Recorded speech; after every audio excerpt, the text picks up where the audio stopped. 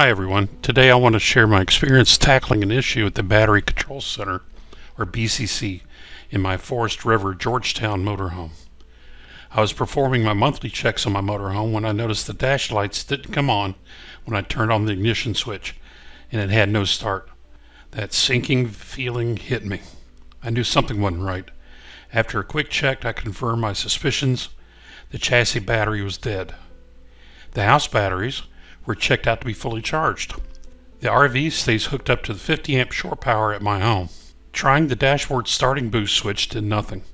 It became evident that the Battery Control Center, or BCC, was on the fritz. The BCC is supposed to tie the chassis and house batteries together if there's a voltage imbalance between them. The chassis battery is depleted and the house batteries are fully charged. There can't be more of an imbalance than that. So this video covers the repair of the BCC.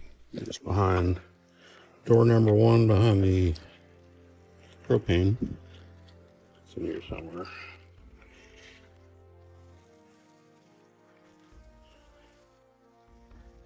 And you can see I've already been troubleshooting. But I have put in 2 4GC Duracell, it's either Costco or Sam's. Went to 6 volt instead of the parallel 12s that came with it. So that's the culprit right there. You can see on the right hand side that shiny solenoid starting relay looking thing. That's what's got to be replaced. And that's what the face plate looked like. And it's got 2 screws holding it in. So the next thing I'm going to do is unplug the rig from my 50 amp feed from the house and then start isolating batteries. Okay, just let you see that I disconnected so we don't have any house power. Next I'm going to disconnect disconnect the positive wire up here. And I know it's supposed to be negative first and all that. Well, I just want to get the hots out of the way. And I promise not to short it out to the chassis. So it'll be the first one. Okay, that was uneventful. Took the... Yeah, just might get in here with you. Okay. A little light on the subject. That connector right there had 2 rings and then the big ring over here. That disconnected. That short cable going up to this box, that side's dead. Now it's time to do the chassis battery. Okay, on the business end of the rig, you can see I put battery charger on here for now. And it's isolated from the charger that's on the unit. So I'm going to take the positive lead off that and put the charger back on. And then go make some measurements to make sure I've disconnected everything it should be. I disconnected the negative lead. And that is closer for me to work with. Disconnected is disconnected. So I got the charger back on the bare battery. Okay, I've come in here and to the wine cellar with my meter, and I checked everything that basically had a connector on it. But the 2 main ones are on the far side of this. That'd be the 2 batteries. There's no power, so we're good. And now remove the box. I apologize for not having better gear. All I have is my iPhone. And maybe in the future, Santa might bring me something to go along with it. Anyway, back to work. Alright, taking a look at this. I've got to undo those rings before I get to the screws behind them. Okay. Took off the connectors. I did have them marked from the last time. So I know how they bundle back together again. So now I gotta get something to get those Phillips heads for them. Okay, it's out.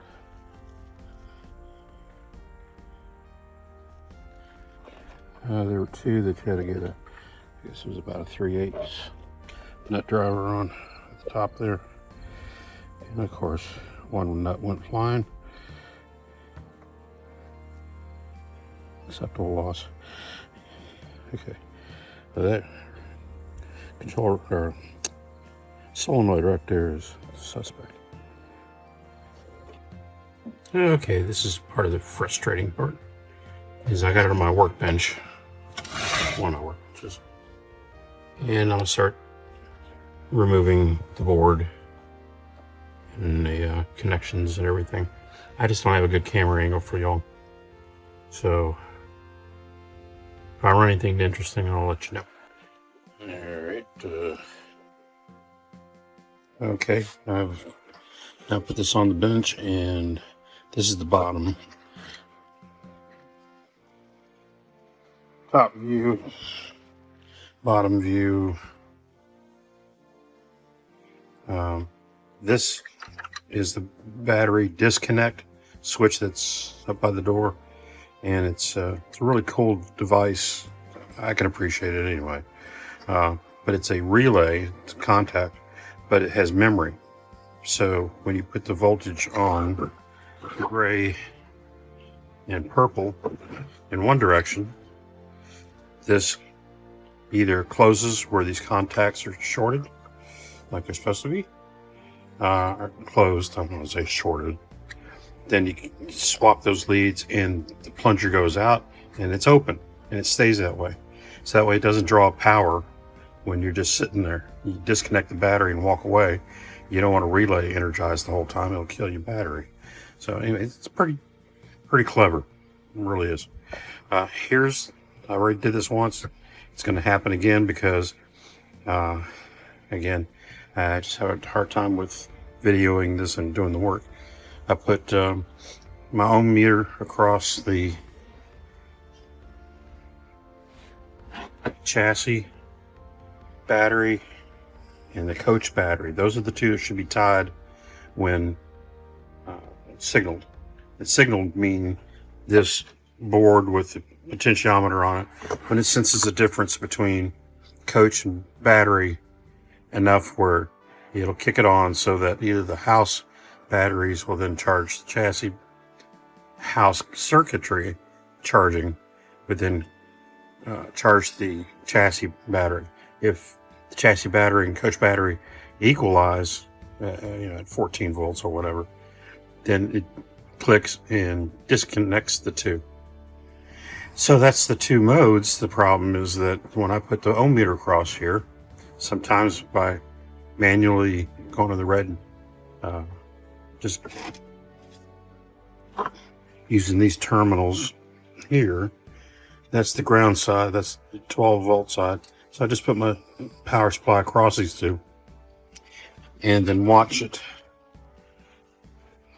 on these two. It'll click in, go away, click in, go away. And the ohms sometimes would read high, and sometimes they read zero. Zero is what they should be reading. So it's the luck of the draw. So it's very much like this inside here, is that there's a disc that goes across two. They're all copper, not supposed to corrode, but I guess 2.5 years. I'm going to go ahead and remove this one. I have one coming this afternoon, but might as well pull this one out and see if there's something telltale about it. So I'll be back. Okay, I thought I'd go ahead and set it back up and show you what I saw.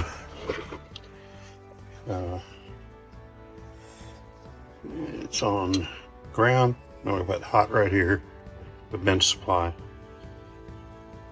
You see nothing, no connectivity.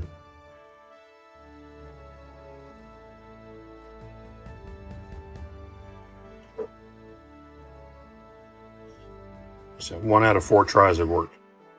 That's what I'm dealing with. There's no way to cycle it. in the motorhome. I guess you could disconnect just what I'm right now, both batteries and the charging to the motorhome. That's crazy. You wouldn't want to do any of this. It's just a wild thought. All right, getting this piece out has to be brought out like that. And make sure you hang on to the washers that keep each of these posts isolated when they go back on. All right, got that out. And this is what the unit looks like without its turtle shell. Again, this is battery disconnect circuitry. This is what I'm pulling right there. All right, well, it's out, and it's a sealed unit. I might later cut it open. Right now, I gotta make sure the one coming in is the same size and such. It should.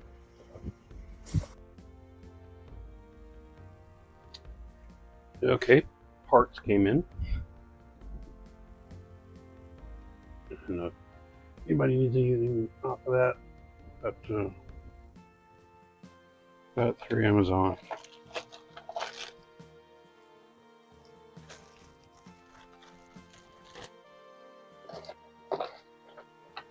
Okay, with some new nuts and washers. If I remember right, I had to do some filing on the contacts here, make it fit. Yes, I did. They weren't wide enough. Let's see how I wallow them out, which I gotta go do. I'll be right back.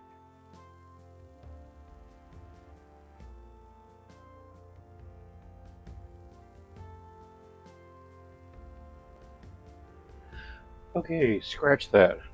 I don't know why I wallowed it out, because it looks to me like dry fitting it works. And dry fitting I will do to make sure that this all goes back together. Took a lot of pictures, so if you get confused, I'll go back and look at it. Okay, it's all back together. Now I'm going to do some tests.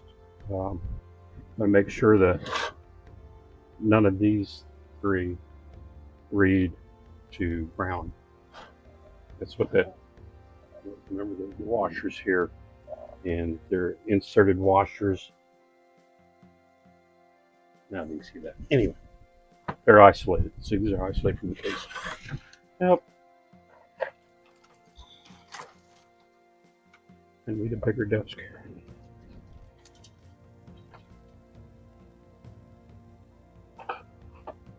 I don't have the, yeah, I do.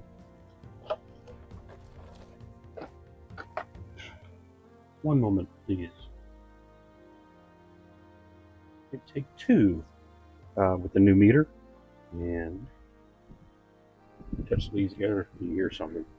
All right, so the battery disconnect connector reads nothing. Charging, all right, chassis battery, nothing. Coach battery, nothing. All right, first thing I want to check though is, I guess maybe the second thing, wouldn't it? That the battery disconnect, which is that you got a connection saying that the battery would be on. All right, so on the board it says gray and violet.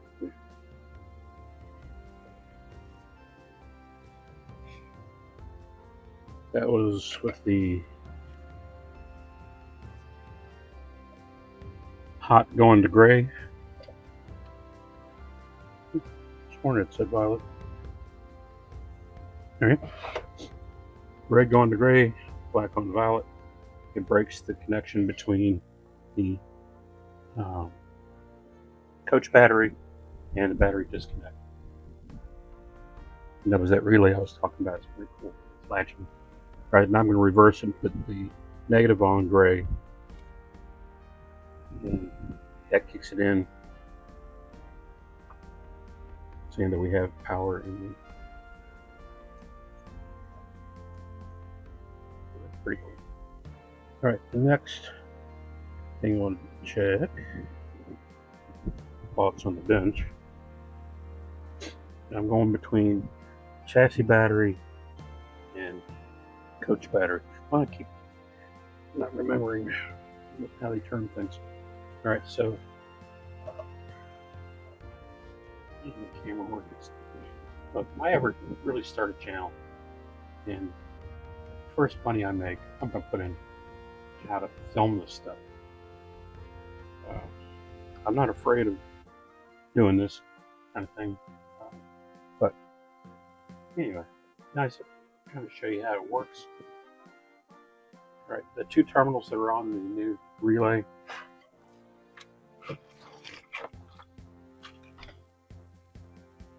Those two, which are the coil.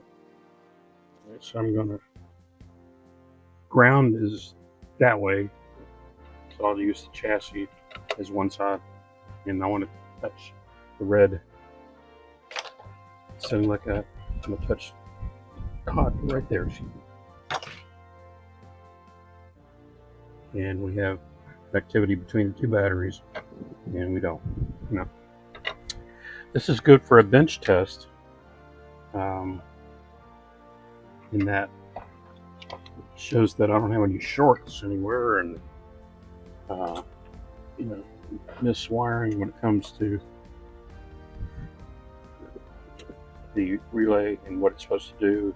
These are all tightened down, but what it doesn't do really is the control circuitry that senses when one battery is higher than the other, whether clamp them together, or not exactly sure of the logic, whether if like I think it prefers everything going to the house batteries, and then the adjustments is whether the chassis battery gets kicked in or not, whether they're tied together. If they're up to the same voltage between the two, I don't think they're connected.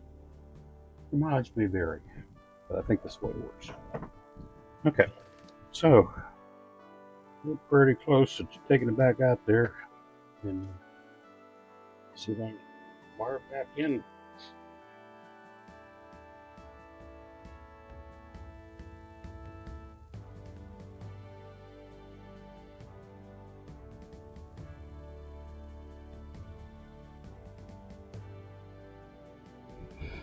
All right, it's time to put it back in. To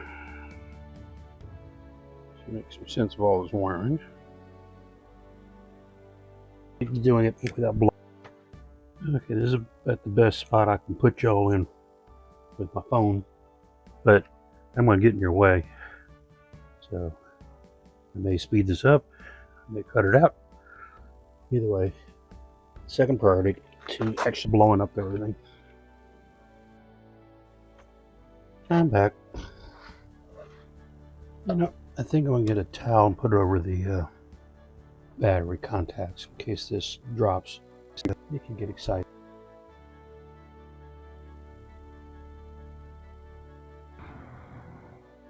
Okay.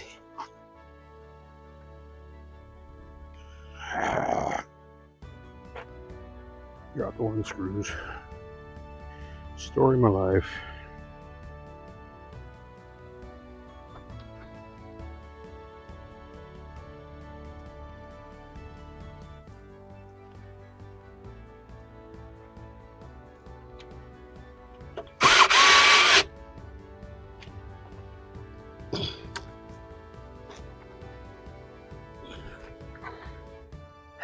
Good news is I found the screw that I dropped.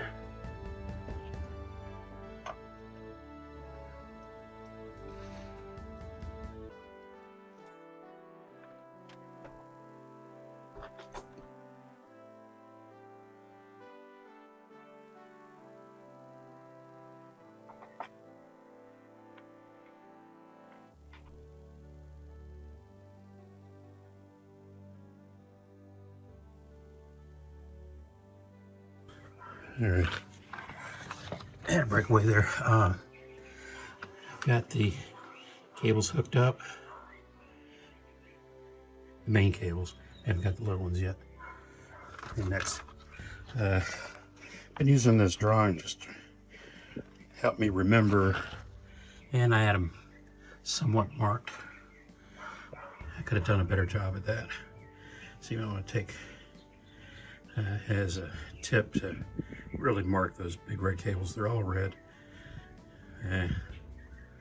But anyway, now I'm do the small cables. It's all hooked back up. I'm gonna hook up the chassis battery and look at the voltages, and then I'm gonna hook up the house batteries. Check that voltage where I think it should be and where it should go. And hook up the chassis battery, and then finally plug the motorhome into the 50 amp and see how we do. Alrighty, everything's hooked up.